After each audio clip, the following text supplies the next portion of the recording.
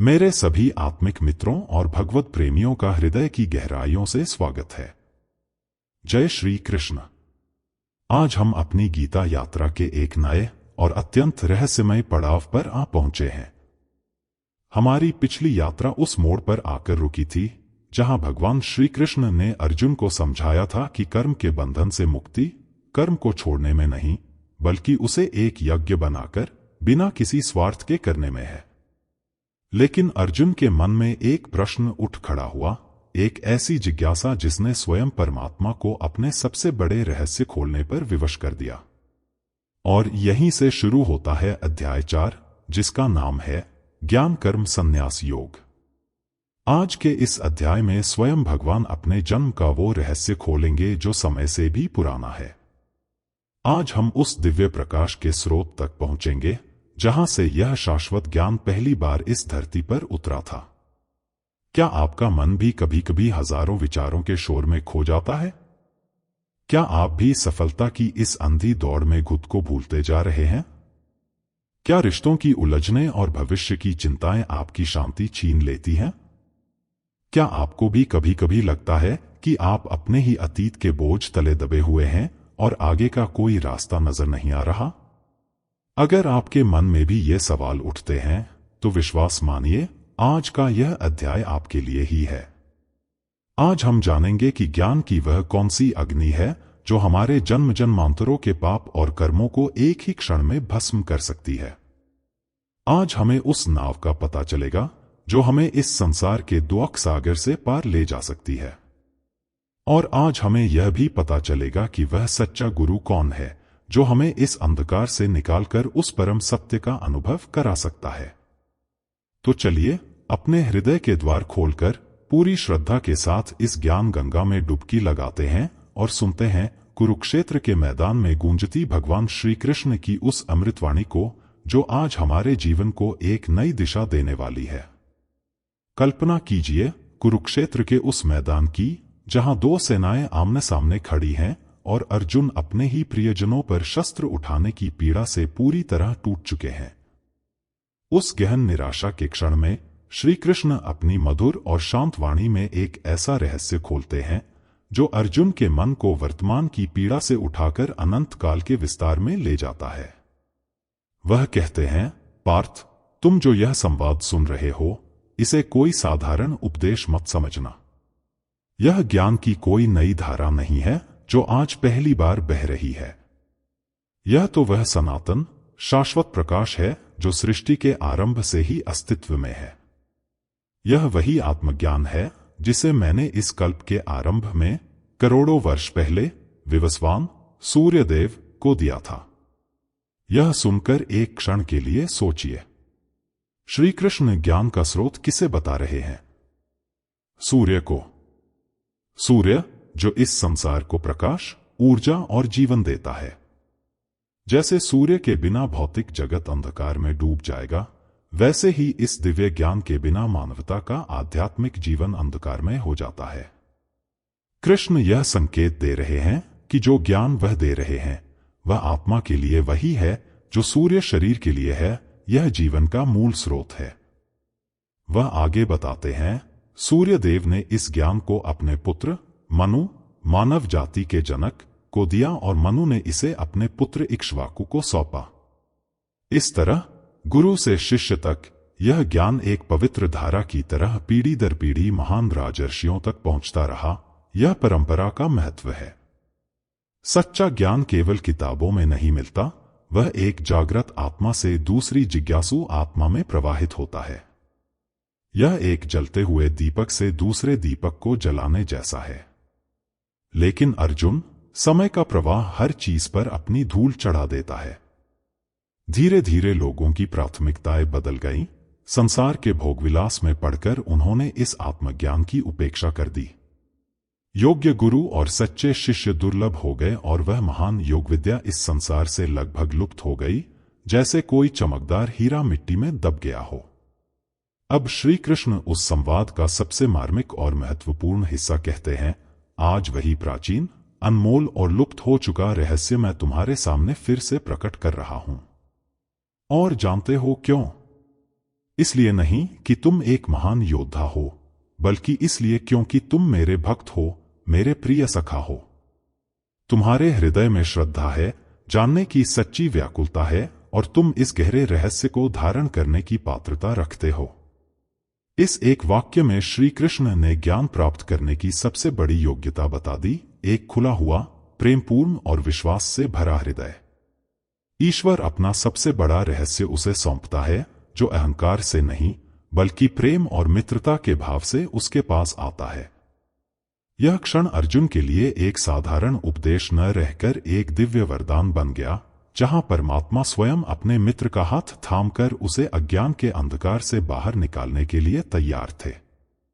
श्री कृष्ण के मुख से यह सुनने के बाद कि उन्होंने ही सदियों पहले सूर्यदेव को यह ज्ञान दिया था, अर्जुन एक पल के लिए स्तब्ध रह गए। उनके चारों ओर युद्ध का कोलाहल था, शंखों की ध्वनि गूंज रही थी, परंतु अर्जुन के मन के भीतर एक गहरा सन्नाटा छा गया था। उन्होंने अपने प्रिय सखा, अपने सारथी केशव की ओर देखा। वही केशव जिनके साथ उन्होंने अपना बचपन बिताया था, जिनके साथ वे खेले थे, हंसे थे और जिनके मानवीय रूप को वे भली भांति जानते थे। इसी अपनेपन और सहजता से एक प्रश्न ने जन्म लिया। यह प्रश्न किसी अविश्वास या अहंकार से नहीं, बल्कि एक गहरी, सच्ची जिज्ञासा से उपजा था। अर्जुन का मन तर्क और श्रद्धा के बीच झूल रहा था। उनका तर्क कह रहा था कि यह कैसे संभव है। उनकी श्रद्धा कह रही थी कि केशव जो कह रहे हैं, उसमें कोई रहस्य अवश्य है। अत्यंत विनम्रता और अपनेपन से भरे स्वर में अर्जुन ने पूछा, हे केशव, यह मैं कैसे समझूं? आपका जन्म तो इसी युग में हुआ है, हम सबने आपको जन्म लेते देखा है। परंतु सूर्यदेव तो आदिकाल से हैं, वे तो सृष्टि के आरंभ से ही प्रकाश दे रहे हैं। वे तो बहुत प्राचीन हैं। फिर मैं यह कैसे मान लूं कि आपने, मेरे मित्र ने, उन्हें यह ज्ञान सृष्टि के आरंभ में दिया था? यह अर्जुन का प्रश्न नहीं, बल्कि हर उस मनुष्य का प्रश्न है जो अपनी सीमित इंद्रियों और बुद्धि से असीम सत्य को समझने का प्रयास करता है। यह उस तार्किक मन की आवाज है जो हर बात को समय, स्थान और कारण के पैमाने पर तौलता है। अर्जुन यहां ईश्वर की क्षमता पर संदेह नहीं कर रहे थे, बल्कि वे अपने मित्र के भीतर छिपे ईश्वर को समझने का प्रयास कर रहे थे। उनका प्रश्न यह दर्शाता है कि वे श्री कृष्ण की बातों को केवल सुनकर अनसुना नहीं कर रहे थे, बल्कि उन पर गहराई से चिंतन कर रहे थे। वे एक सच्चे शिष्य की तरह थे, जो गुरु की बात को तब तक स्वीकार नहीं करना चाहता, जब तक कि वह उसके हृदय में पूरी तरह से उतर न जाए। यह प्रश्न कुरुक्षेत्र के मैदान में गूंजने वाली सबसे महत्वपूर्ण ध्वनियों में से एक था। यह वह ताला था जिसकी चाबी केवल श्री कृष्ण के पास थी। इसी प्रश्न ने श्री कृष्ण को यह अवसर दिया कि वे अपने साधारण, मानवीय रूप के पर्दे को हटाकर अपने दिव्य, अलौकिक और शाश्वत स्वरूप का रहस्य अर्जुन के सामने खोल सकें। यह प्रश्न अज्ञान का नहीं, बल्कि ज्ञान के द्वार पर दी गई एक विनम्र दस्तक थी, जिसे सुनकर स्वयं परमात्मा उत्तर देने के लिए मुस्कुरा उठे। अर्जुन के मासूम और तर्कसंगत प्रश्न को सुनकर श्री कृष्ण के होठों पर एक अत्यंत रहस्यमय और मधुर मुस्कान खिल उठी। यह मुस्कान किसी का उपहास उड़ाने वाली नहीं थी, बल्कि यह एक पिता की उस बच्चे के प्रति स्नेह भरी मुस्कान थी, जो अपनी छोटी छोटी उंगलियों से आकाश को नापने की कोशिश कर रहा हो। इस मुस्कान में अर्जुन के मन की पूरी दुविधा का समाधान छिपा था। उन्होंने कहा, पार्थ, तुम्हारी बात तुम्हारी दृष्टि से बिल्कुल सही है, लेकिन सत्य तुम्हारी कल्पना से कहीं अधिक विशाल है। सुनो, ऐसा नहीं है कि केवल मेरा ही पुनर्जन्म हुआ है। तुम्हारे और मेरे, हम दोनों के अनगिनत जन्म हो चुके हैं। हम दोनों ने समय के इस अनंत सागर में न जाने कितनी बार डुबकियां लगाई हैं। श्री कृष्ण एक पल के लिए रुके, ताकि अर्जुन इस विचार को अपने भीतर समा सके। फिर उन्होंने उस रहस्य से पर्दा उठाया जो एक साधारण जीव और स्वयं परमात्मा के बीच का सबसे बड़ा अंतर है। अंतर केवल इतना है, अर्जुन, कि तुम अपने पिछले जन्मों को भूल चुके हो। समय का पर्दा, माया का आवरण तुम्हारी स्मृति पर पड़ा हुआ है। लेकिन मुझे अपना हर एक जन्म, हर एक रूप, हर एक लीला, सृष्टि के आरंभ से लेकर अब तक का हर एक क्षण स्पष्ट रूप से याद है। मैं समय का निर्माता हूं, इसलिए मैं समय के बंधन से परे हूं। तुम समय के प्रवाह में बह रहे हो, जबकि मैं वह किनारा हूं जो उस प्रवाह को शांत भाव से देखता है। फिर उन्होंने अपने वास्तविक स्वरूप का परिचय दिया। पार्थ, मैं अजन्मा हूं और अविनाशी भी। इसका अर्थ समझो। मैं तुम्हारी तरह कर्मों के बंधन में बंध कर, विवश होकर जन्म नहीं लेता। मेरा कोई प्रारंभ नहीं है और न ही कोई अंत है। मैं वह शाश्वत तत्व हूं जो हमेशा था, हमेशा है और हमेशा रहेगा। तो फिर तुम्हारा प्रश्न उठता है कि मैं जन्म कैसे लेता हूं? मेरा जन्म साधारण मनुष्यों जैसा नहीं होता, जो माता पिता के संयोग और कर्मों के फल के रूप में होता है। मैं अपनी ही दिव्य शक्ति, जिसे योगमाया कहते हैं, उसके द्वारा अपनी इच्छा से इस धरती पर प्रकट होता हूं। मैं एक रूप धारण करता हूं, एक शरीर में आता हूं, लेकिन उस शरीर का स्वामी मैं स्वयं होता हूं। मैं उस शरीर में रहते हुए भी उससे पूरी तरह अलिप्त रहता हूं, ठीक वैसे ही जैसे कोई अभिनेता मंच पर एक भूमिका निभाता है, पर वह जानता है कि वह वास्तव में कौन है। उन्होंने अपने हर अवतार का सार बताया, और मेरा यह प्रकट होना कभी भी बिना कारण के नहीं होता। मेरे हर जन्म के पीछे, हर अवतार के पीछे एक महान और दिव्य उद्देश्य छिपा होता है। मैं यहां अपने लिए नहीं, बल्कि संसार के कल्याण के लिए आता हूं।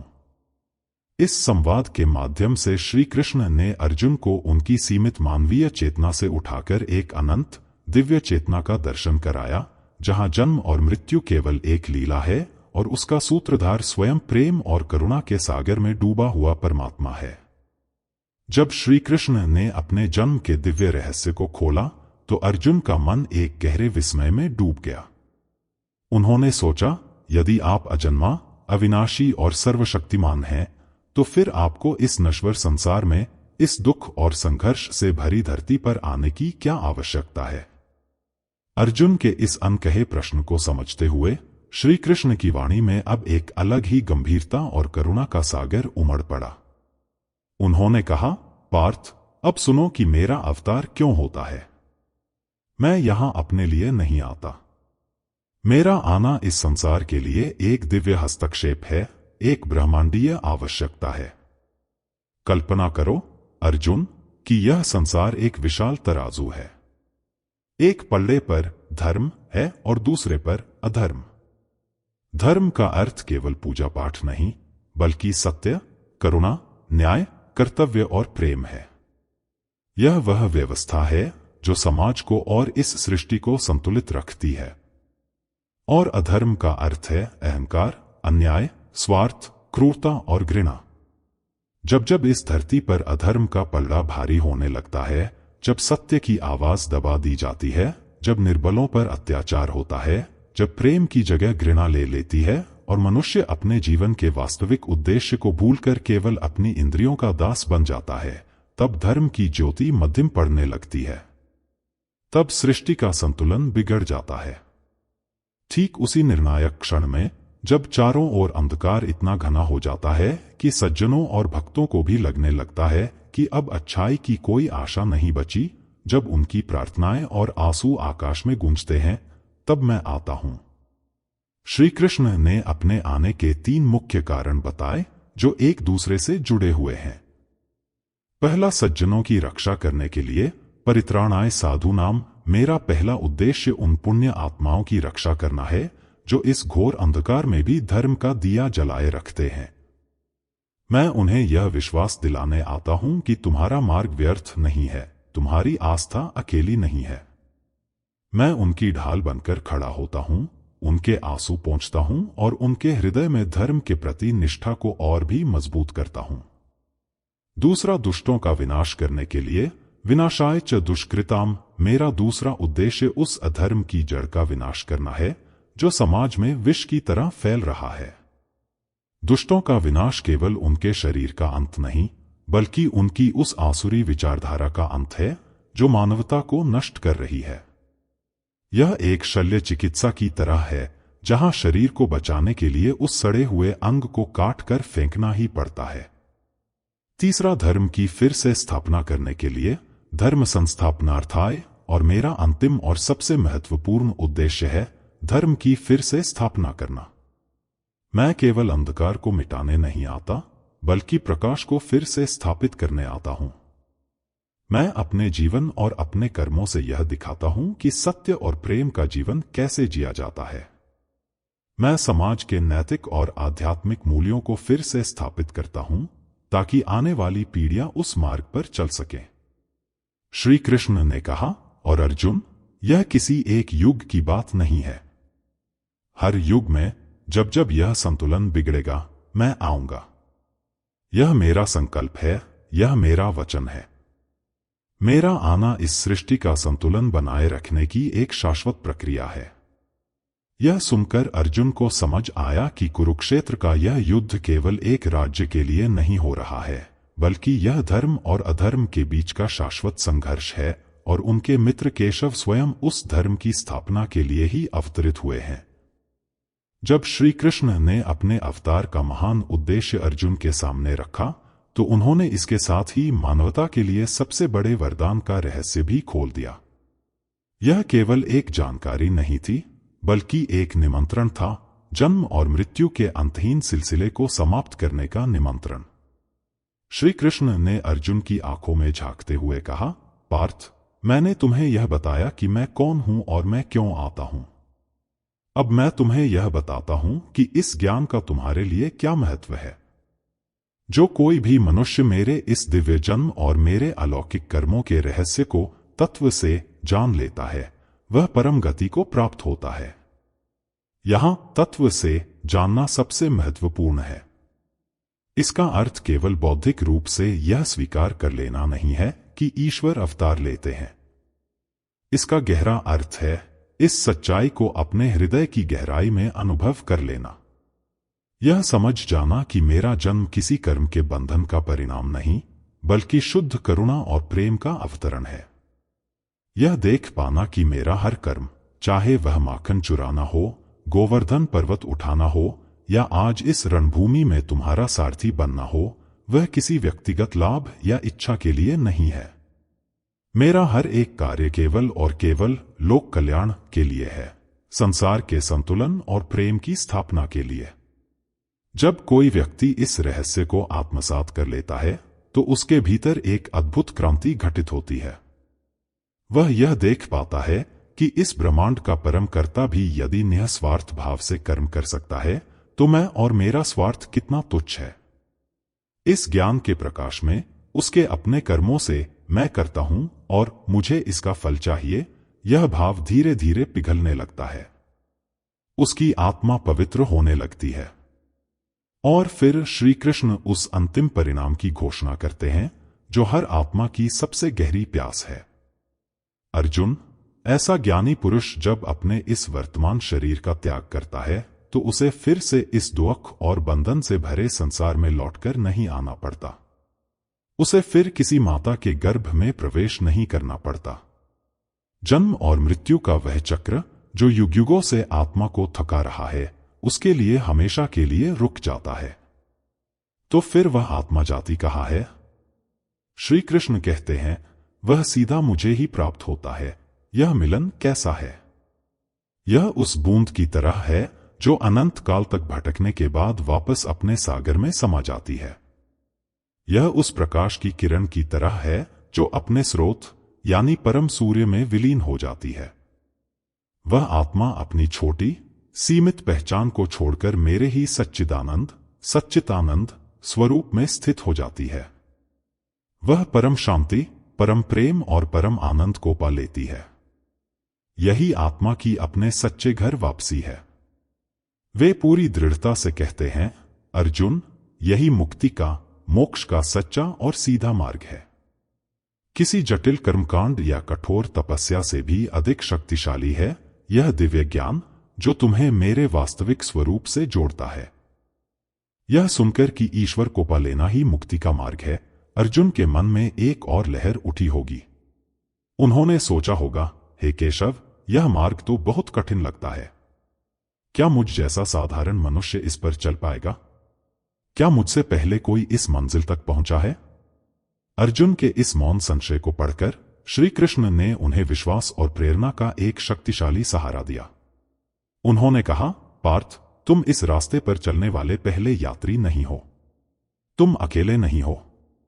अतीत में न जाने कितने ही साधकों ने तुम्हारी ही तरह संघर्ष करते हुए इसी मार्ग पर चलकर परम सत्य को पाया है। लेकिन उन्होंने यह कैसे किया? सुनो। उन्होंने अपने भीतर के 3 सबसे बड़े शत्रुओं पर विजय प्राप्त की। ये शत्रु बाहर नहीं, हमारे अपने ही मन में बैठे हैं। ये हैं आसक्ति, भय और क्रोध। आसक्ति, राग, यह मेरा और मुझे चाहिए का भाव है। किसी वस्तु, व्यक्ति या परिणाम से मन का चिपक जाना ही आसक्ति है। यह वह अदृश्य धागा है जो हमें संसार से बांधकर रखता है और हमारे सारे दुखों की जड़ है। भय, जहां आसक्ति होती है वहां भय अपने आप पैदा हो जाता है। जोड़ने का सुख खोने का डर लेकर आता है। असफलता का भय, अपमान का भय, मृत्यु का भय, ये सभी भय हमारी आसक्तियों की ही परछाइयां हैं। क्रोध, और जब वह वस्तु या व्यक्ति हमसे छिन जाता है जिसकी हमें आसक्ति थी, या जब हमें वह नहीं मिलता जो हम चाहते थे, तो उसी निराशा से क्रोध का जन्म होता है। क्रोध वह आग है जो हमारी शांति और विवेक को जलाकर राख कर देती है। अर्जुन, ये तीनों मिलकर एक ऐसा कारागार बनाते हैं जिसमें आत्मा युगों युगों से कैद है। अतीत के उन ज्ञानियों ने इसी कारागार को तोड़ा। उन्होंने अपनी चेतना की दिशा को पूरी तरह से बदल दिया। संसार से मन हटाकर उन्होंने उसे केवल और केवल मुझ में लगा दिया। उन्होंने अपने मन को मेरे स्वरूप में, मेरे नाम में, मेरी लीलाओं में डुबो दिया। जैसे एक प्यासा व्यक्ति केवल जल के बारे में सोचता है, वैसे ही उन्होंने अपने मन को 24 घंटे मुझ में ही एकाग्र कर दिया। यह समर्पण की शक्ति थी। लेकिन यह समर्पण अंधा नहीं था, अर्जुन। यह मेरे ज्ञान में स्थित होकर किया गया था। उन्होंने इस बात को तत्व से समझा था कि मैं ही सबका स्रोत हूं, मैं ही सबका आश्रय हूं और मैं ही सबकी अंतिम गति हूं। जब ज्ञान और भक्ति का यह संगम हुआ तो एक चमत्कार हुआ। ज्ञान और भक्ति की इस अग्नि में उनके मन में जमे हुए आसक्ति, भय और क्रोध के सारे मैल जलकर भस्म हो गए। उनका हृदय पूरी तरह से पवित्र हो गया। जैसे मैला कपड़ा धुलकर निर्मल हो जाता है, वैसे ही उनका अंतःकरण शुद्ध हो गया। और इस पवित्र हृदय में उन्होंने क्या पाया? उन्होंने मेरे दिव्य प्रेम को प्राप्त किया, अर्जुन। उन्होंने उस आनंद को अनुभव किया जो सांसारिक सुखों से करोड़ों गुना श्रेष्ठ है। वे मुझसे एकाकार हो गए। श्री कृष्ण ने इस पूरी प्रक्रिया का सार एक पंक्ति में कह दिया, याद रखो पार्थ, आत्मा और परमात्मा के बीच केवल एक ही पर्दा है और वह है स्वार्थ का। जब तक मन में मैं और मेरा का भाव है, तब तक ईश्वर दूर है। जिस क्षण यह स्वार्थ पूरी तरह से मिट जाता है, उसी क्षण आत्मा अपने असली घर परमात्मा से जुड़ जाती है। श्री कृष्ण का यह आश्वासन सुनने के बाद कि ईश्वर को जानना ही मुक्ति है, अर्जुन के मन में एक और सहज प्रश्न उठा होगा। वे सोचने लगे होंगे, हे केशव, इस संसार में तो अनगिनत मत, पंथ और धर्म हैं। लोग अलग अलग देवी देवताओं को पूजते हैं, अलग अलग तरीकों से प्रार्थना करते हैं। क्या उनके रास्ते अलग हैं? क्या कोई मार्ग श्रेष्ठ है और कोई निम्न? इस अनकहे प्रश्न का उत्तर देते हुए श्री कृष्ण ने मानवता के इतिहास की सबसे बड़ी घोषणा की, एक ऐसा सत्य जो सभी धर्मों और विश्वासों से परे है। उन्होंने कहा, अर्जुन, तुम जिस भी नाम से पुकारो, जिस भी रूप का ध्यान करो, हर पुकार मुझ तक ही पहुंचती है। मैं उस अनंत महासागर की तरह हूं जिसमें संसार की सारी नदियां आकर मिलती हैं। किसी नदी का नाम गंगा हो, किसी का यमुना, किसी का अमेजन, इससे सागर को कोई फर्क नहीं पड़ता। वह हर बूंद को अपनी विशालता में स्वीकार कर लेता है। यह और भी गहराई से समझो पार्थ, मैं एक दर्पण की तरह हूं। जो जिस भाव से मुझे भजता है, मैं भी ठीक उसी भाव से उसे मिलता हूं। यदि कोई मुझे एक कठोर न्याय करने वाले स्वामी के रूप में देखता है, तो मैं उसके लिए नियम और अनुशासन का विधान बन जाता हूं। यदि कोई मुझे एक मां की तरह देखता है जो अपने बच्चे के सारे अपराध क्षमा कर देती है, तो मैं उसके लिए करुणा और वात्सल्य का सागर बन जाता हूं। यदि कोई ज्ञानी मुझे परम सत्य और ज्ञान के स्रोत के रूप में खोजता है तो मैं उसके लिए गुरु बनकर प्रकट होता हूं। और तुम अर्जुन, तुम मुझे अपना मित्र मानते हो, इसलिए मैं तुम्हारे साथ एक सखा की तरह ही व्यवहार कर रहा हूं, तुम्हारे रथ को हाँक रहा हूं और तुम्हारा मार्गदर्शन कर रहा हूं। वास्तव में इस सृष्टि का हर एक प्राणी, चाहे वह आस्तिक हो या नास्तिक, जाने अनजाने मेरे ही मार्ग पर चल रहा है। जो ईश्वर को नहीं मानता वह भी सत्य की खोज तो कर रहा है, और मैं ही परम सत्य हूं। जो कलाकार सौंदर्य की रचना कर रहा है वह मेरे ही आनंद स्वरूप को प्रकट करने का प्रयास कर रहा है। जो वैज्ञानिक प्रकृति के नियमों को खोज रहा है वह मेरी ही बनाई हुई व्यवस्था को समझ रहा है। जो कोई भी प्रेम, करुणा या सेवा का कार्य करता है वह मेरे ही दिव्य गुणों को जी रहा है। इसलिए किसी भी प्रार्थना को, किसी भी मार्ग को छोटा या बड़ा मत समझो। हर सच्ची पुकार का एक ही पता है और वह मैं हूं। मैं किसी के साथ भेदभाव नहीं करता। मैं केवल हृदय के भाव को देखता हूं, बाहरी कर्मकांड या नाम को नहीं। यह ईश्वर की सार्वभौमिक स्वीकृति थी जो किसी भी तरह के आध्यात्मिक अहंकार को तोड़कर सभी को एक ही प्रेम के धागे में पिरो देती है। श्री कृष्ण के इस सार्वभौमिक सत्य को सुनकर अर्जुन ने सोचा, हे केशव, यदि सभी रास्ते आप तक ही पहुंचते हैं तो फिर लोग सांसारिक वस्तुओं, धन, सफलता, शक्ति के लिए अलग अलग देवताओं की उपासना क्यों करते हैं? श्री कृष्ण ने मनुष्य के मनोविज्ञान और इस संसार की कार्यप्रणाली को समझाते हुए कहा, पार्थ, इसका कारण है मनुष्य का स्वभाव। इस संसार में अधिकतर लोग तुरंत फल चाहते हैं। उनकी चेतना अभी मुक्ति या मोक्ष जैसे परम लक्ष्यों के लिए तैयार नहीं है। वे अपने दैनिक जीवन के संघर्षों में उलझे हैं और उन्हें अपने कर्मों का फल शीघ्र चाहिए, अच्छी फसल, व्यापार में लाभ, परीक्षा में सफलता या रोग से मुक्ति। ऐसी सांसारिक कामनाओं की पूर्ति के लिए वे विभिन्न देवताओं की पूजा करते हैं। तुम देवताओं को मुझसे अलग मत समझो। वे इस ब्रह्मांडीय व्यवस्था को चलाने वाले मेरे ही प्रबंधक हैं, मेरी ही शक्तियां हैं जो अलग अलग कार्यों को देखती हैं। जैसे किसी बड़े कार्यालय में अलग अलग विभाग होते हैं, वैसे ही ये देवता हैं। उनसे प्रार्थना करने पर मनुष्य को सांसारिक सफलताएं जल्दी मिल भी जाती हैं, क्योंकि उनका कार्यक्षेत्र ही यही है। लेकिन यह सफलता क्षणिक होती है और मनुष्य को कर्म के बंधन में ही उलझाए रखती है। फिर श्री कृष्ण ने विषय को और व्यापक करते हुए समाज की संरचना का रहस्य खोला। अर्जुन, यह कर्म की दुनिया कैसे चलती है? इस समाज की व्यवस्था कैसे बनी है? सुनो, यह मैंने ही बनाई है। मैंने ही गुणों और कर्मों के आधार पर समाज को 4 वर्णों, विभागों में विभाजित किया है। श्री कृष्ण ने यहां एक बहुत बड़ी भ्रांति को तोड़ा। उन्होंने स्पष्ट किया कि यह विभाजन जन्म के आधार पर नहीं, बल्कि व्यक्ति के स्वाभाविक गुण, आंतरिक स्वभाव और कर्म, उसकी योग्यता और कार्य पर आधारित है।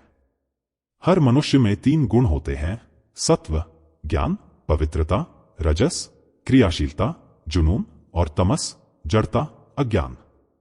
इन गुणों के मिश्रण से ही व्यक्ति का स्वभाव बनता है। जिनमें सत्व गुण प्रधान है वे स्वाभाविक रूप से ज्ञान, अध्ययन और आध्यात्मिकता की ओर झुकते हैं। वे समाज के ब्राह्मण, शिक्षक, विचारक, मार्गदर्शक हैं। जिनमें रजस गुण प्रधान है और सत्व सहायक, वे नेतृत्व, साहस और रक्षा करने का स्वभाव रखते हैं। वे समाज के क्षत्रिय, शासक, योद्धा, प्रशासक हैं। जिनमें रजस और तमस का मिश्रण है, वे व्यापार, कृषि और धन के सृजन में कुशल होते हैं। वे समाज के वैश्य, व्यापारी, किसान, उद्यमी हैं। और जिनमें तमस गुण प्रधान है, वे सेवा करने और दूसरों के कार्यों में सहयोग करने में आनंद पाते हैं। वे समाज के शूद्र, श्रमिक, सहायक, कारीगर हैं। श्री कृष्ण ने समझाया, यह एक सामाजिक व्यवस्था है, कोई ऊंच नीच की श्रेणी नहीं। समाज को सुचारू रूप से चलाने के लिए इन सभी की आवश्यकता है। हर व्यक्ति का स्थान उसकी अपनी योग्यता और उसका चुना हुआ कर्म तय करता है, न कि उसका जन्म। यह एक गतिशील व्यवस्था है, कोई पत्थर की लकीर नहीं। इस तरह श्री कृष्ण ने अर्जुन को दिखाया कि कैसे व्यक्तिगत इच्छाओं से लेकर सामाजिक संरचना तक इस पूरी कर्मभूमि के रचयिता और व्यवस्थापक वे स्वयं हैं। जब श्री कृष्ण ने यह कहा कि समाज की यह पूरी व्यवस्था मेरे द्वारा ही रची गई है, तो अर्जुन के मन में एक गहरा प्रश्न उठना स्वाभाविक था। उन्होंने सोचा होगा, हे केशव, यदि आप ही इस सृष्टि के रचयिता हैं, यदि आप ही कर्मों के आधार पर समाज को चलाते हैं, तो क्या आप स्वयं अपने इन कर्मों के फल में नहीं बंधते? क्या इस सृष्टि को बनाने और चलाने का कर्म आपको प्रभावित नहीं करता? अर्जुन के इस मौन प्रश्न को पढ़कर श्री कृष्ण ने कर्मयोग का सबसे गूढ़ और विरोधाभासी सत्य प्रकट किया। उन्होंने कहा, पार्थ, यह सच है कि इस सृष्टि का रचयिता मैं हूं, लेकिन फिर भी तुम मुझे अकर्ता ही जानो, यानी ऐसा व्यक्ति जिसने कुछ किया ही नहीं। यह एक अद्भुत रहस्य था। जो करता है वह अकर्ता कैसे हो सकता है? श्री कृष्ण ने इसे समझाते हुए कहा, इसका कारण यह है कि मैं कर्मों के फल में लिप्त नहीं होता। इसे ऐसे समझो, अर्जुन, सूर्य अपना प्रकाश पूरी धरती को देता है। उसके प्रकाश से कहीं फूल खिलते हैं और कहीं कुछ सूख भी जाता है। लेकिन सूर्य को न तो फूल खिलने का आनंद होता है और न ही किसी चीज के सूखने का दुख। वह बस अपना स्वभाव, अपना धर्म निभाता है, प्रकाश देना। वह फल से पूरी तरह अनासक्त है।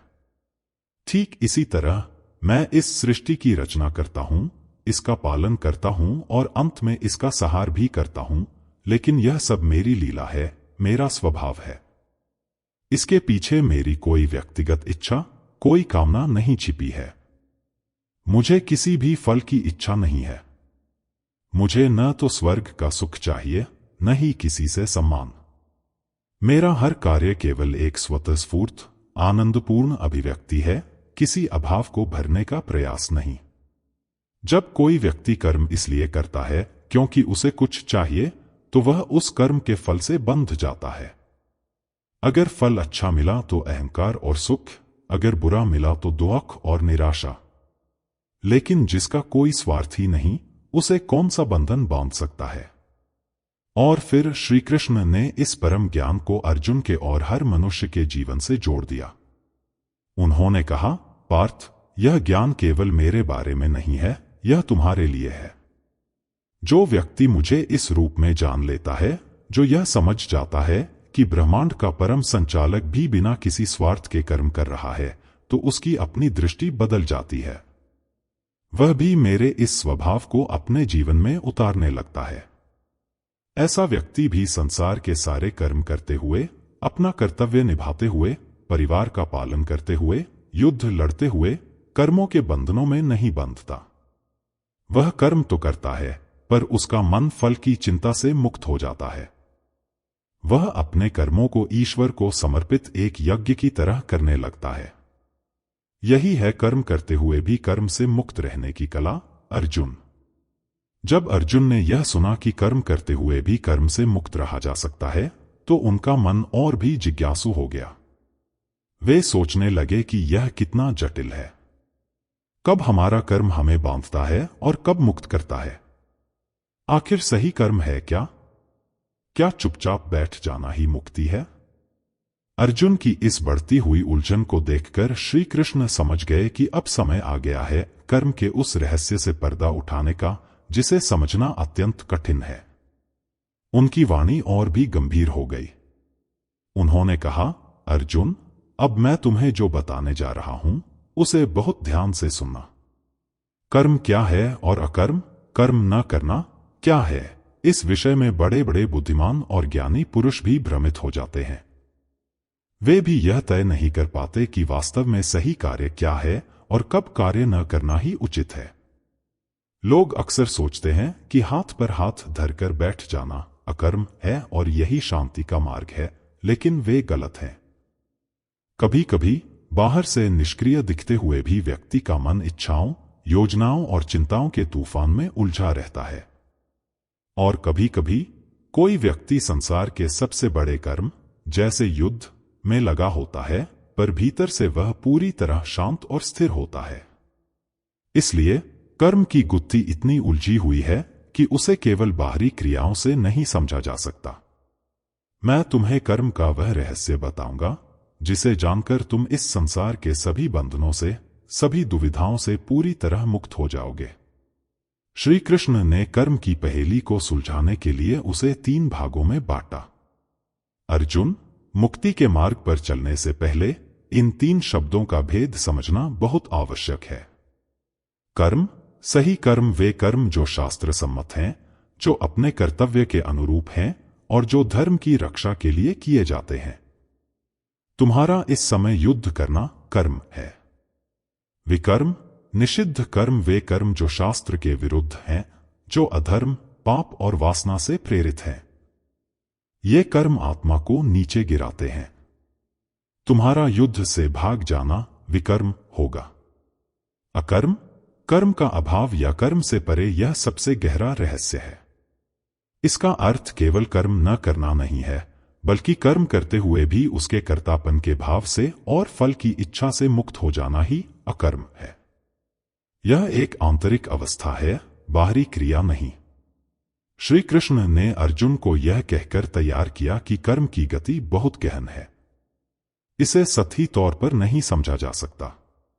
उन्होंने एक भूमिका बांधी ताकि अर्जुन का मन उस परम रहस्य को ग्रहण करने के लिए पूरी तरह से तैयार हो जाए, जो कर्म के बंधन को हमेशा के लिए काट सकता है। जब श्री कृष्ण ने यह बताया कि कर्म की गति गहन है, तो अर्जुन का मन और भी एकाग्र हो गया।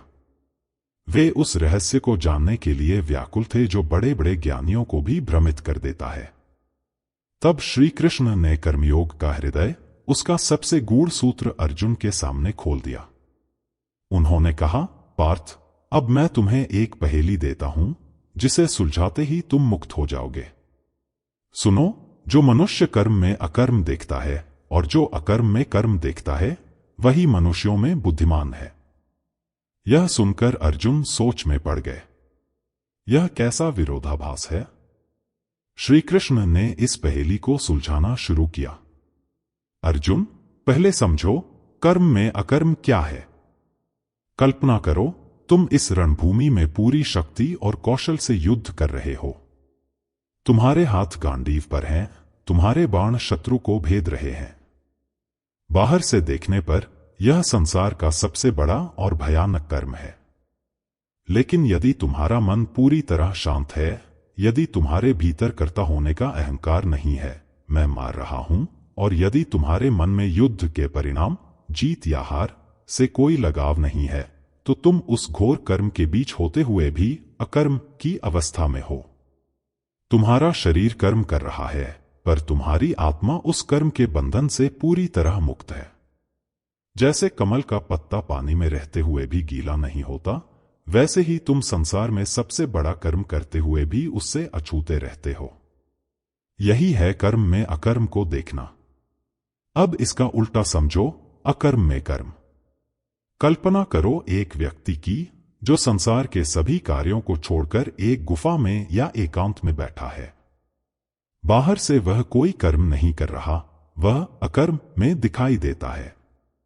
लेकिन यदि उसका मन शांत नहीं है, यदि वह भीतर ही भीतर योजनाओं के जाल बुन रहा है, अपनी इच्छाओं के बारे में सोच रहा है, अपने शत्रुओं से बदला लेने के सपने देख रहा है, तो वह बाहर से निष्क्रिय होते हुए भी मन के स्तर पर लगातार कर्म कर रहा है।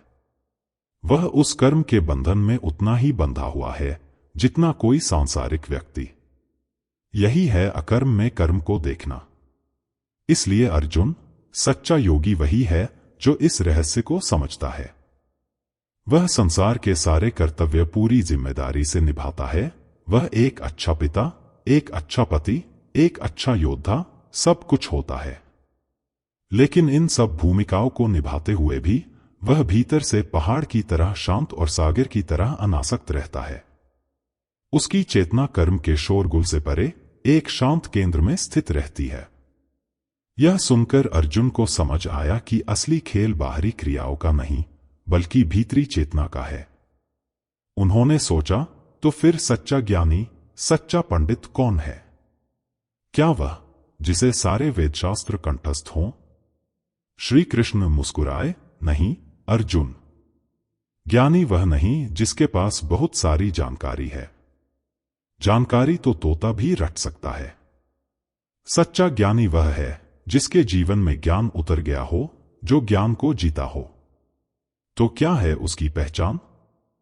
सुनो, ज्ञानी वह है जिसके सभी कर्म कामना और संकल्प से रहित हैं।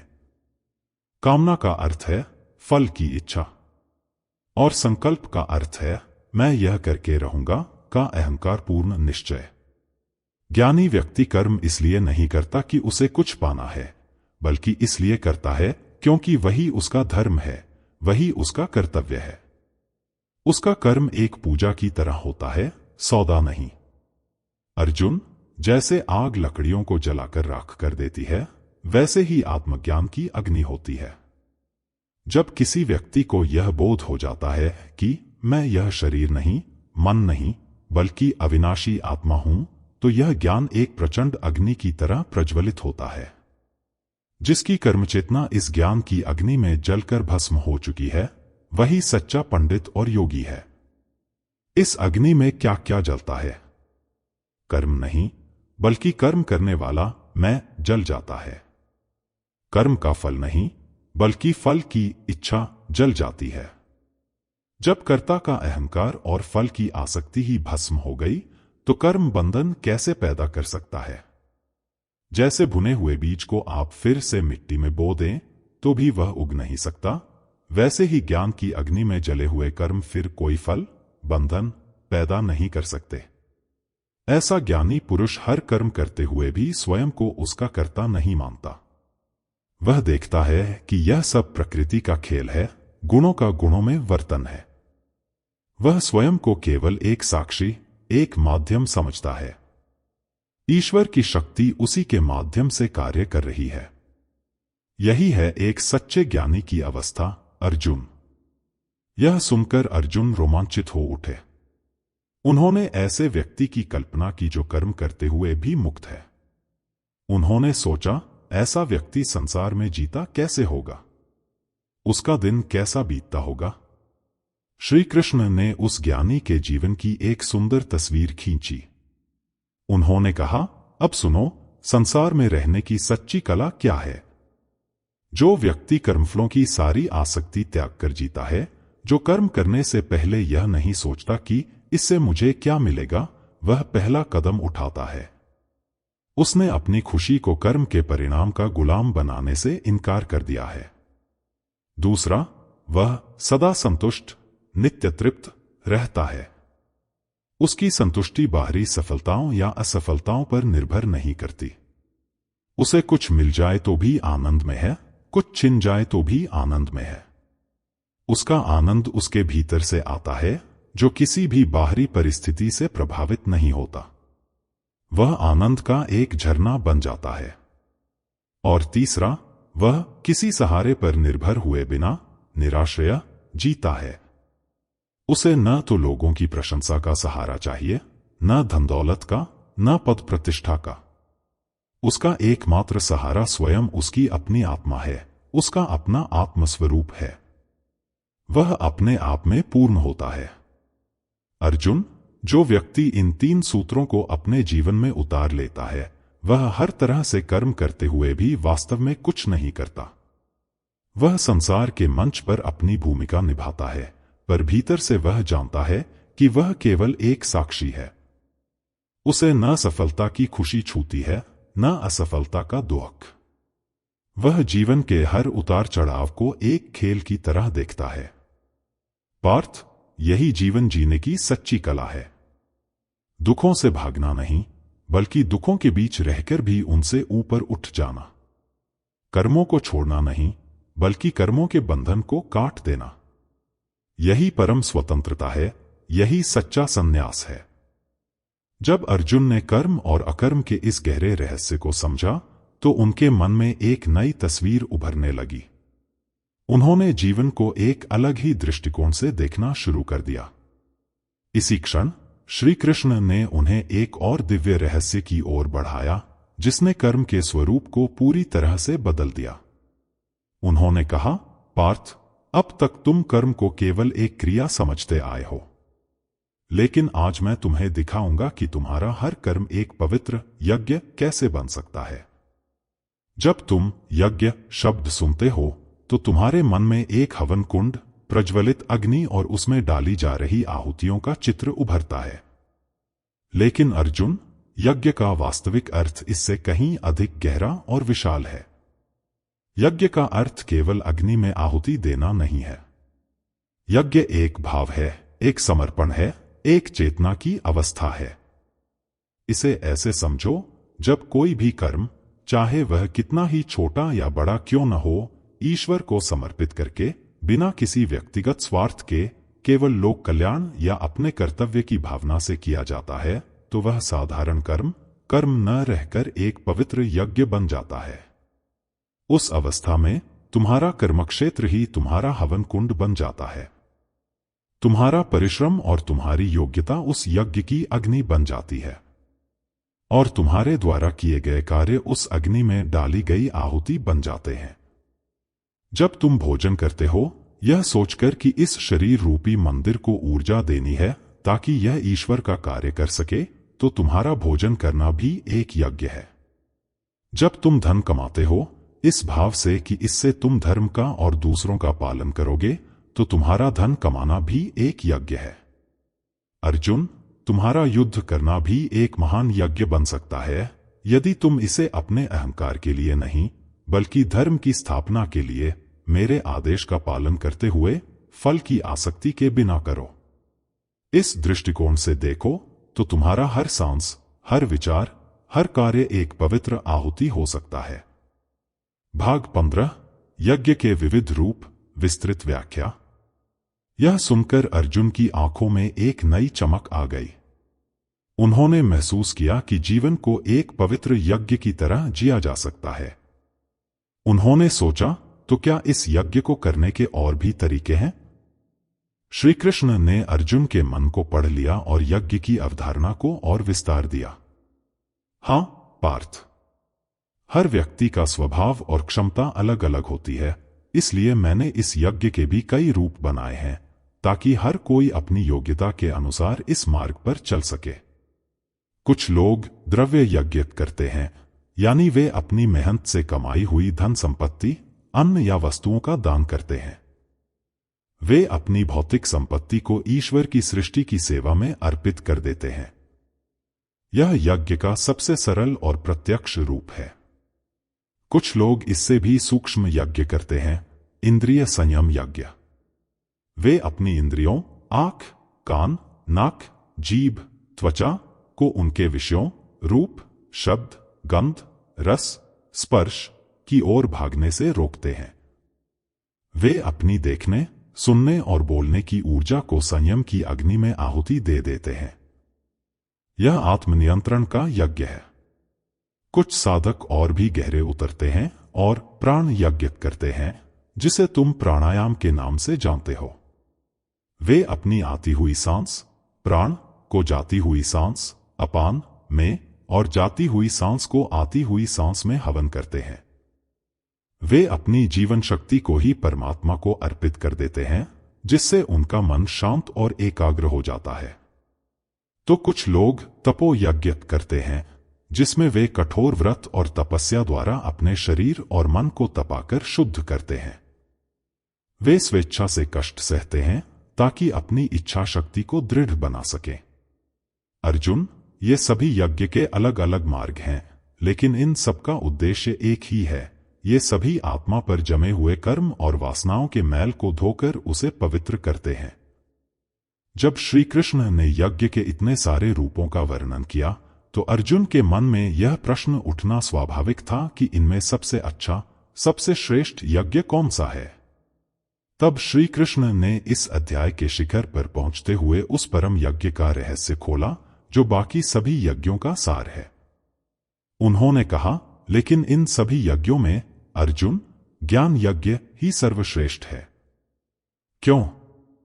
क्योंकि द्रव्य यज्ञ, तप यज्ञ या कोई भी अन्य यज्ञ जो भौतिक वस्तुओं या क्रियाओं से जुड़ा है, उसका फल भी सीमित और नाशवान होता है। उससे तुम्हें पुण्य मिल सकता है, स्वर्ग मिल सकता है, पर वह तुम्हें जन्म मृत्यु के चक्र से हमेशा के लिए मुक्त नहीं कर सकता। सोचो, भौतिक वस्तुओं की आहुति से क्षणिक पुण्य मिलता है, पर ज्ञान की अग्नि में जब अज्ञान की आहुति दी जाती है, तो सारे कर्म बंधन हमेशा के लिए समाप्त हो जाते हैं। यह ज्ञान यज्ञ कैसे होता है? इसमें हवन कुंड तुम्हारा अपना हृदय है, अग्नि है आत्मज्ञान की, मैं कौन हूं इस सत्य की। और इसमें आहुति किस चीज की दी जाती है? किसी बाहरी वस्तु की नहीं, बल्कि तुम्हारे अपने अज्ञान की, तुम्हारे अहंकार की, तुम्हारी इस गलत धारणा की कि मैं यह शरीर हूं। जब तुम गुरु के वचनों और शास्त्रों के चिंतन से इस सत्य को जान लेते हो कि तुम वह अविनाशी, शुद्ध, बुद्ध आत्मा हो, तो यह ज्ञान एक प्रचंड अग्नि की तरह जल उठता है। जैसे एक छोटी सी चिंगारी लकड़ियों के पूरे ढेर को जलाकर राख कर देती है, वैसे ही ज्ञान की यह एक चिंगारी तुम्हारे जन्म जन्मांतरों के संचित कर्मों को एक ही पल में भस्म कर देती है। उसके बाद कर्म तुम्हें बांध नहीं सकते। इसलिए पार्थ, याद रखो, संसार के सारे कर्म, सारे यज्ञ अंततः ज्ञान में ही जाकर विलीन होते हैं। सभी कर्मों का अंतिम लक्ष्य उसी आत्मज्ञान को प्राप्त करना है, क्योंकि ज्ञान ही परम शांति का स्रोत है। जब श्री कृष्ण ने ज्ञान यज्ञ को सर्वश्रेष्ठ बताया, तो अर्जुन के मन में एक आशा की किरण जगी। उन्होंने सोचा, लेकिन केशव, मेरे कर्म तो इतने जटिल हैं, मैंने जीवन में न जाने कितनी भूलें की हैं। क्या मैं इस ज्ञान का अधिकारी हूं? क्या मेरे पाप इस मार्ग में बाधा नहीं बनेंगे? अर्जुन के इस अनकहे भय को समझते हुए श्री कृष्ण ने उन्हें मानवता के इतिहास का सबसे बड़ा आश्वासन दिया। उन्होंने करुणा से भरकर कहा, पार्थ, मेरी एक बात अपने हृदय में अंकित कर लो। तुम स्वयं को कितना भी गिरा हुआ क्यों न समझते हो, तुम चाहे इस संसार के सबसे बड़े पापी ही क्यों न हो, यदि तुम्हारे मन में एक बार भी सत्य को जानने की सच्ची इच्छा जाग जाए, तो तुम्हारे लिए मुक्ति का द्वार बंद नहीं हुआ है। कल्पना करो अर्जुन कि यह संसार दुखों, चिंताओं और कर्म बंधनों का एक अथाह, अशांत महासागर है। हर प्राणी अपनी कर्मों की गठरी लिए इस सागर में डूब उतर रहा है। लेकिन जब तुम इस ज्ञान रूपी नाव पर सवार हो जाओगे, तो तुम इस दुख के सागर को बड़ी सहजता से पार कर लोगे। यह नाव इतनी मजबूत है कि इसे तुम्हारे पापों का बोझ डुबा नहीं सकता। यह तुम्हें लहरों के थपेड़ों से बचाकर सुरक्षित रूप से उस पार परम शांति के किनारे पर ले जाएगी। ज्ञान में वह शक्ति है जो तुम्हारे अतीत को पूरी तरह से मिटा सकती है।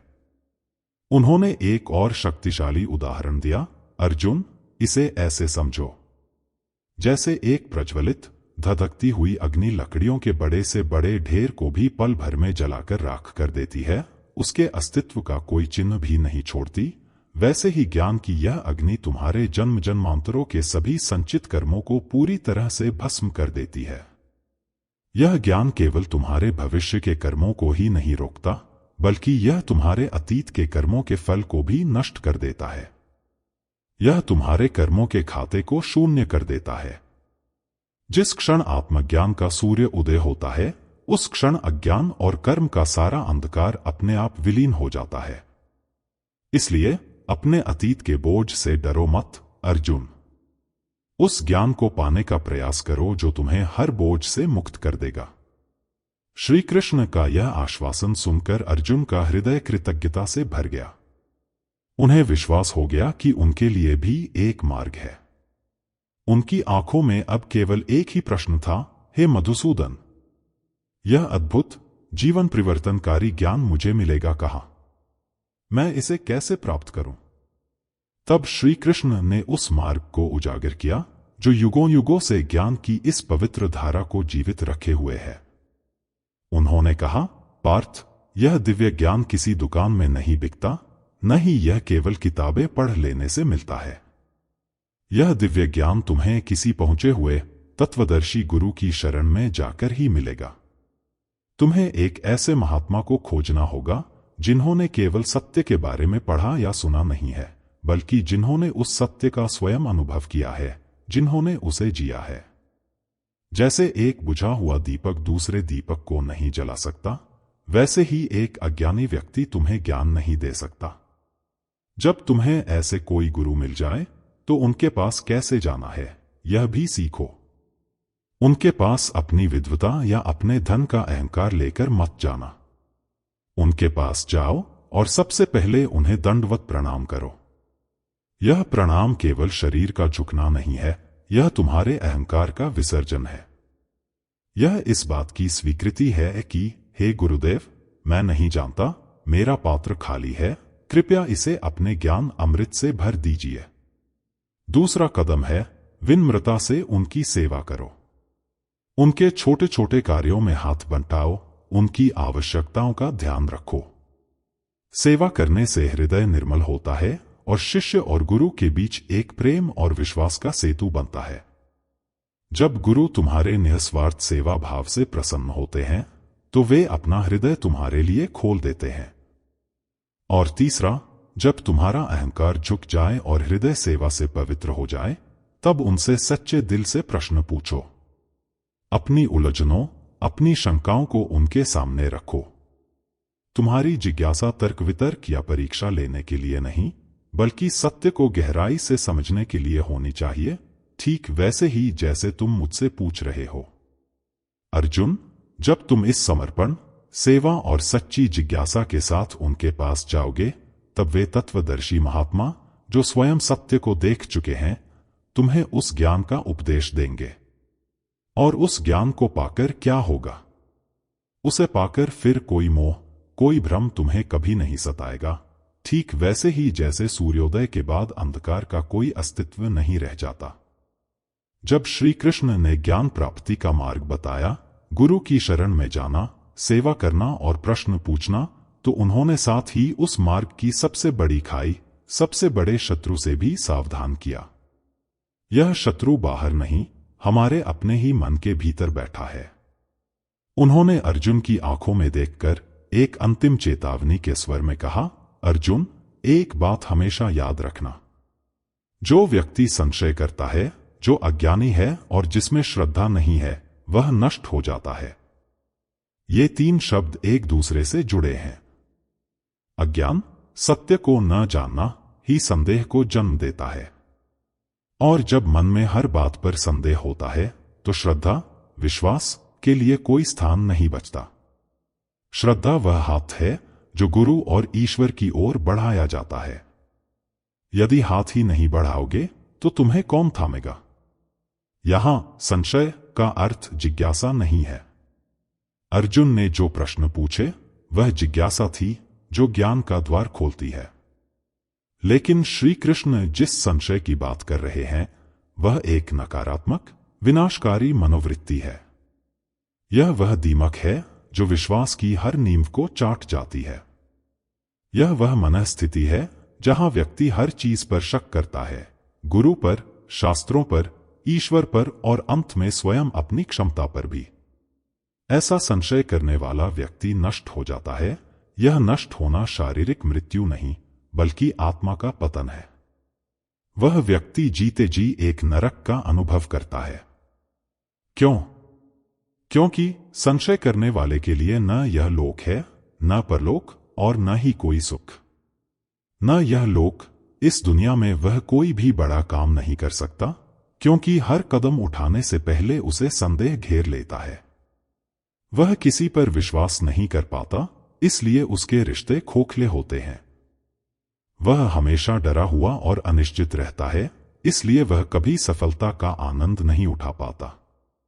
न परलोक, जिसे ईश्वर या आत्मा के अस्तित्व पर ही संदेह हो, उसके लिए मुक्ति, मोक्ष या परलोक की कोई संभावना ही नहीं बचती। उसने तो अपने लिए वह द्वार स्वयं ही बंद कर लिया है। न ही कोई सुख, सुख की पहली शर्त है मन की शांति। लेकिन संदेह करने वाले का मन तो 24 घंटे युद्ध के मैदान में रहता है। उसका मन विचारों के तूफान में फंसा रहता है, वह कभी शांत या संतुष्ट नहीं हो सकता। इसलिए श्री कृष्ण ने अंत में सार कह दिया, संदेह आत्मा का सबसे बड़ा शत्रु है अर्जुन। यह तुम्हें भीतर से खोखला कर देता है। यह एक ऐसा विष है जो धीरे धीरे तुम्हारी सारी ऊर्जा, तुम्हारी सारी श्रद्धा और तुम्हारी सारी शांति को पी जाता है और तुम्हें एक चलता फिरता मृत शरीर बना देता है। जब श्री कृष्ण ने संदेह के इस भयानक रूप का वर्णन किया, तो उन्होंने अर्जुन को वहीं असहाय नहीं छोड़ा। उन्होंने तुरंत उसका समाधान भी बताया। उनकी वाणी में अब आदेश की दृढ़ता और एक पिता का प्रेम था। यह इस पूरे अध्याय का चरमोत्कर्ष था, एक शक्तिशाली आह्वान। इसलिए अर्जुन, उन्होंने गर्जना की, अपने हृदय में अज्ञान से उत्पन्न इस संदेह को ज्ञान की तलवार से काट डालो। यह एक अद्भुत रूपक है। संदेह कोई तर्क नहीं है जिसे बहसों से जीता जाए। यह एक राक्षस है जिसे काटना पड़ता है। और उसे काटने का अस्त्र क्या है? ज्ञान की तलवार। यह तलवार क्या है? यह वही ज्ञान है जो श्री कृष्ण ने अब तक अर्जुन को दिया, आत्मा की अमरता का ज्ञान, कर्म के रहस्य का ज्ञान, ईश्वर के दिव्य स्वरूप का ज्ञान। जब सत्य का यह ज्ञान तुम्हारे हाथ में होता है तो संदेह का अंधेरा एक पल भी नहीं टिक सकता। लेकिन इस तलवार को उठाने की शक्ति कहां से आएगी? अर्जुन, योग में स्थित हो जाओ। अपनी चेतना को मुझ में, परम सत्य में स्थिर कर दो। जब तुम मुझसे जुड़ जाओगे तो तुम कमजोर नहीं रहोगे। तुम उस पहाड़ की तरह अडिग हो जाओगे जिसे कोई आंधी हिला नहीं सकती। जब तुम योग में स्थित हो जाओ तब अपने कर्म के प्रति सजग हो जाओ और युद्ध के लिए खड़े हो जाओ। यह परम वाक्य था। श्री कृष्ण ने सारे दार्शनिक ज्ञान को वापस कुरुक्षेत्र की भूमि पर लाकर खड़ा कर दिया। उन्होंने कहा कि इस ज्ञान का उद्देश्य पलायन करना नहीं, बल्कि अपने कर्तव्य को और भी कुशलता से और भी निर्भयता से पूरा करना है। अर्जुन, दुविधा छोड़ो। अपने कर्तव्य का पालन करो, यही तुम्हारे लिए इस क्षण में परम धर्म है। और अंत में वे अपने सखा को, अपने शिष्य को, पूरी मानवता को झकझोरते हुए कहते हैं, उठो पार्थ। यह केवल एक शब्द नहीं था, यह एक मंत्र था। यह निराशा में डूबे हुए अर्जुन को जगाने का आह्वान था। यह हर उस आत्मा के लिए पुकार थी जो अपने जीवन के कुरुक्षेत्र में संदेह और भय से ग्रस्त होकर बैठ गई है। उठो, अपने अज्ञान को काटो, अपने धर्म को पहचानो और अपने कर्तव्य का पालन करो। यही ज्ञान की अंतिम और सबसे सफल परिणति है। तो मेरे प्रिय मित्रों, यह था अध्याय 4 का वह दिव्य प्रकाश जिसने हमारे मन के न जाने कितने कोनों को आज रोशन कर दिया है। आज की इस यात्रा में हमने केवल ज्ञान की बातें सुनी नहीं है, हमने स्वयं भगवान के हृदय के सबसे गहरे रहस्यों को छुआ है। हमने जाना कि वे क्यों आते हैं, कैसे आते हैं और उनके आने का उद्देश्य क्या है। हमने सीखा कि कैसे हमारा छोटे से छोटा कर्म भी एक महान यज्ञ बन सकता है यदि उसे निस्वार्थ भाव और ईश्वर को समर्पण करके किया जाए। और सबसे बड़ी बात, आज हम सभी को वह अमोघ अस्त्र मिला है जिसका हम सभी को इंतजार था, ज्ञान की तलवार। वही तलवार जो हमारे मन के सबसे बड़े शत्रु, हमारे अपने ही संदेह को जड़ से काट सकती है। तो अब जब भी जीवन के कुरुक्षेत्र में आपका आत्मविश्वास डगमगाए, जब भी अतीत का कोई बोझ आपको आगे बढ़ने से रोके या भविष्य की कोई चिंता आपको भयभीत करे, तो भगवान श्री कृष्ण के इन शब्दों को अपने हृदय में गूंजने दीजिएगा। याद रखिएगा कि आपके भीतर ज्ञान की वह अग्नि है जो आपके जन्मों के कर्म और पापों को भी भस्म कर सकती है। याद रखिएगा कि आप अकेले नहीं हैं, एक सच्चा गुरु और स्वयं परमात्मा आपका हाथ थामने के लिए तैयार हैं। बस आपको श्रद्धा और विनम्रता से उनकी ओर बढ़ना है। और अंत में भगवान का वह आह्वान, उठो पार्थ। यह केवल अर्जुन के लिए नहीं था, यह हम सब के लिए है। यह हर उस आत्मा के लिए है जो अपनी परिस्थितियों से हार मानकर बैठ गई है। उठो, अपने संदेहों से, अपनी पीड़ाओं से और ज्ञान की इस तलवार से हर बंधन को काटकर अपने कर्तव्य के मार्ग पर चल पड़ो। लेकिन इस ज्ञान को पाकर भी अर्जुन के मन में एक नई दुविधा जन्म लेती है। यदि ज्ञान से सारे कर्म भस्म हो जाते हैं, तो फिर कर्म करना श्रेष्ठ है या सब कुछ त्याग कर सन्यासी बन जाना? कर्मयोग और सन्यास, इन दोनों में से आत्मा के लिए कौन सा मार्ग वास्तव में कल्याणकारी है? इस अत्यंत गहरे प्रश्न का उत्तर हमें मिलेगा हमारी अगली यात्रा में, अध्याय 5 में। तब तक के लिए आज मिले इस ज्ञान के प्रकाश को अपने जीवन में उतरने दें और स्वयं को हर बंधन से मुक्त महसूस करें। हमारे साथ इस दिव्य यात्रा का हिस्सा बनने के लिए आपका हृदय से धन्यवाद। जय श्री कृष्ण।